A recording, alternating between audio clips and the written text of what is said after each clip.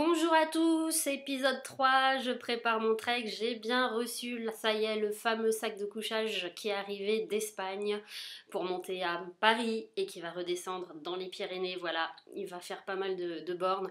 Je vais vous montrer ça et puis plutôt que de vous déployer juste le sac de couchage, ce qui a un intérêt assez restreint, je vais vous montrer tout le matériel en fait que j'emmène pour dormir en pleine nature. Voilà. Donc, alors en même temps, je vous fais visiter l'appartement hein, pour ceux qui sont jamais venus. Vous voyez la déco de la maison comme ça en même temps. Donc, alors, pour dormir correctement, disons, après une journée entière de marche. Bon, déjà quand on a bien crapahuté, on est plutôt cassé, donc c'est important d'être un peu quand même assommé parce que c'est quand même pas des conditions hyper confortables non plus. Alors, moi j'emmène. Donc, truc super léger mais très pratique. Le tapis de sol, mais vraiment premier prix, vraiment basique. Ça sert aussi à prendre le petit-déj, à manger, à poser ses affaires quand l'herbe est mouillée, quand on démonte la tente, tout ça. Donc c'est pratique et puis ce qui est bien, c'est qu'on le découpe.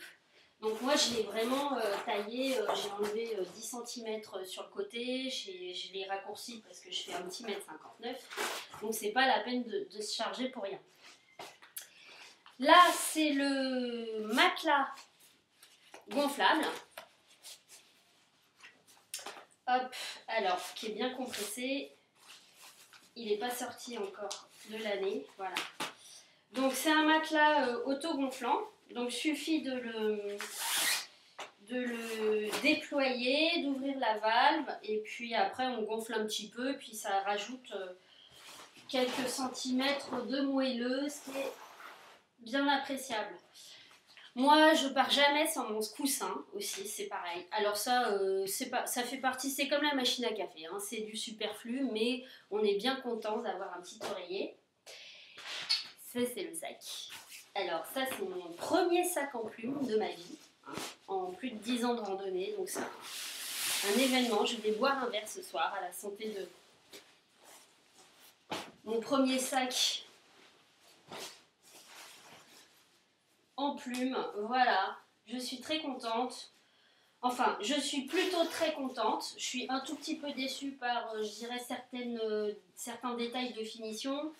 Par exemple, la fermeture éclair, bon, ça se prend un petit peu des fois dans les plis, tout ça, c'est chiant. Enfin, il faut faire gaffe, voilà.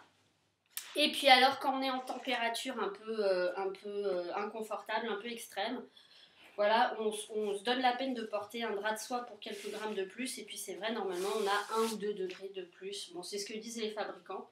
Bon, on appelle ça un sac à viande aussi. Voilà, et on se met là-dedans, voilà. Et puis après, soit on fait une course en sac avec ses copains, soit on fait un dodo, voilà. Et alors, une fois qu'on a fait tout ça,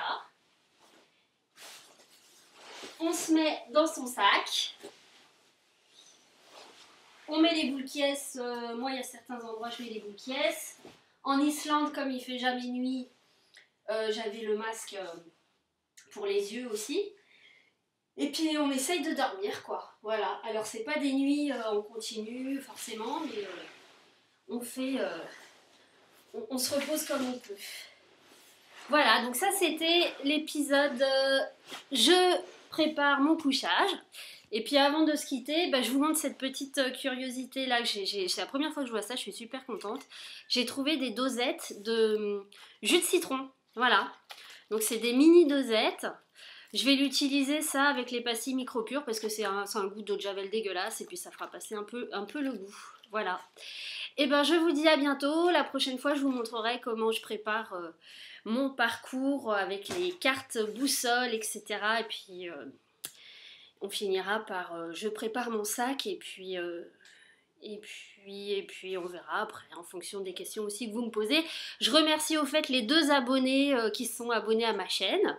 Il y en a un, je ne sais pas qui c'est, l'autre je la remercie. Vous aurez une carte postale, promis, au mois de juillet. Gros bisous!